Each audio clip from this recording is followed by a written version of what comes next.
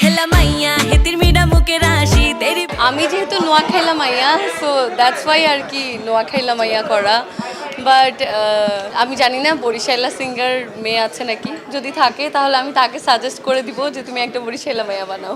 কাজটা আসলে করেছি খুব হুট করে মাথায় আসা, এবং কাজটা যখন আমাদের মিউজিকটা রেডি হয়ে যায় এবং আমরা মানে যারা এই প্রজেক্টের সঙ্গে জড়িত এবং আমার ফ্যামিলি, আমরা সবাই যখন গানটা শোনার পরে তখন আমরাই আসলে সত্যি কথা যেটা ভাইব করছিলাম, অ্যান্ড মনে হচ্ছিল যে ওকে ফাইন, মনে হয় ভিন্নধর্মী কিছু একটা হয়ে গেছে। এই কারণেই আসলে আস্তে আস্তে ওই আত্মবিশ্বাসটা জন্মে যে না, এই কাজটা মানুষের ভালো লাগবেই, এবং সেখান থেকে প্ল্যান করলাম যে আমরা মিউজিক ভিডিও করব।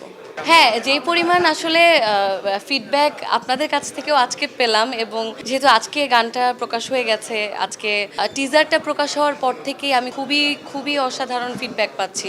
সবাই যেই ধরনের শব্দ ব্যবহার করে ফিডব্যাকগুলো দিচ্ছে, লাইক হলিউড ভাইব পাচ্ছে, অনেকে মনে করছে এটা বলিউডের কোনো টিজার, সবাই বলছে যে বাংলাদেশে এরকম একটা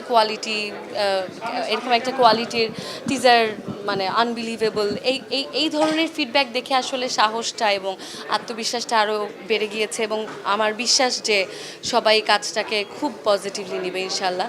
সো যদি পজিটিভলি নিয়ে ফেলে এবং এই জায়গা থেকে একটা সফলতা পেয়ে যাই, তাহলে হয়তো ভেবে দেখব যে এই ধরনটাতে আরও প্রজেক্ট করা যায় কিনা ইনশাল্লাহ। খুবই অসাধারণ, এবং আপনারা হয়তো জানেনও অনেকেই যে আমার ম্যানেজার কিন্তু আমার মা।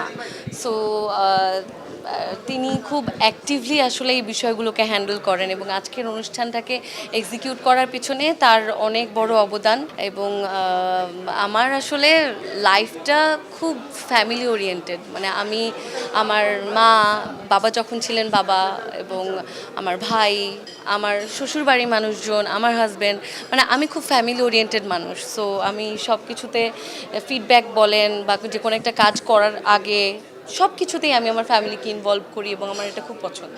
অবশ্যই 100%-এর উপর, মানে 200-300 বলেন আর কি।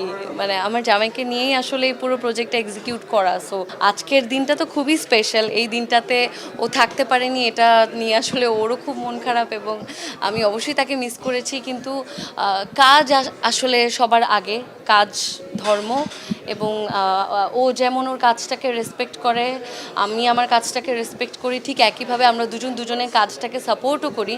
সো আজকে যেমন ও কাজে গিয়েছে, আমি কাজে এসেছি, আমরা যেখানেই থাকি না কেন আমাদের শুভকামনা সবসময়ই একজন একজনের সাথে তো থাকেই।